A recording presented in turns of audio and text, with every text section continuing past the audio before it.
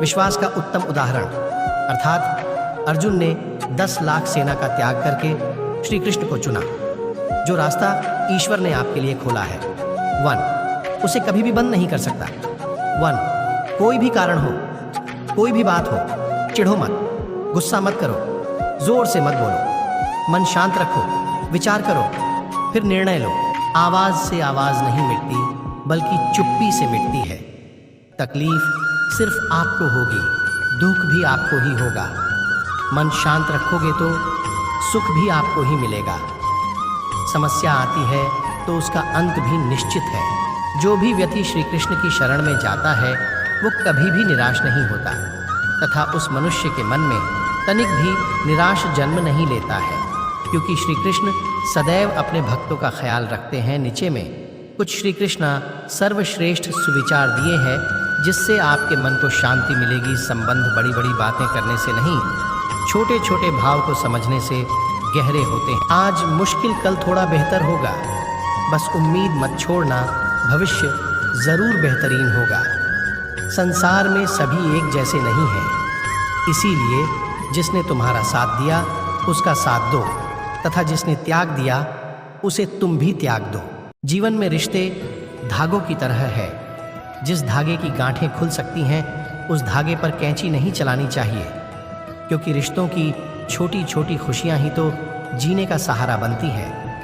ख्वाहिशों का क्या, वो तो पल पल बदलती है।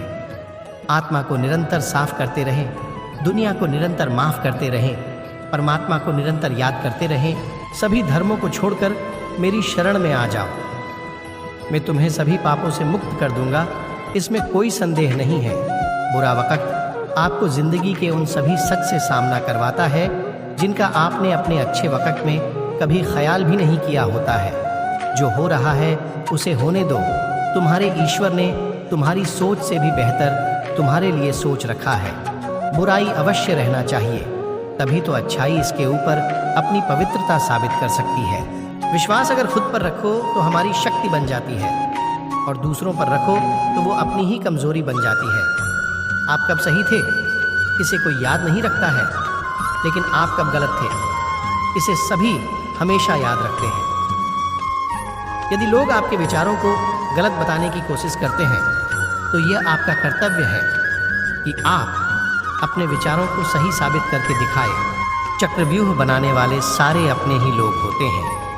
यह बात कल भी आज भी नहीं बदली, और यह भी पक्का है कि फंस भी वे स्वयं जाते हैं। असलियत में खामोशी कभी भी खामोश नहीं रहती। कभी तुम गौर से सुनना बहुत किस्से है, सुनाती उसके बिना अब चुप चुप रहना अच्छा लगता है। खामोशी से दर्द को सहना अच्छा लगता है।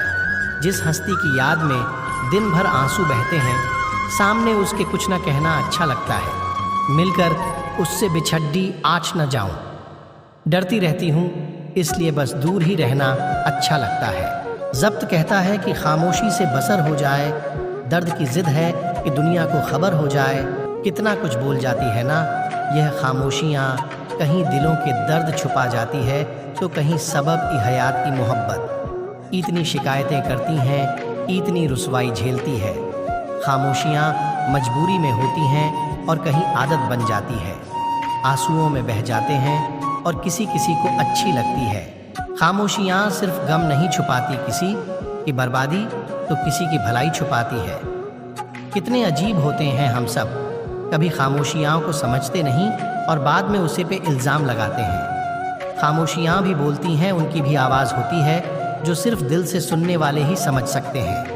खैर, मेरी खामोशी तो कोई समझेगा नहीं, क्योंकि आप पढ़ने वाले हो, सुनने वाले नहीं।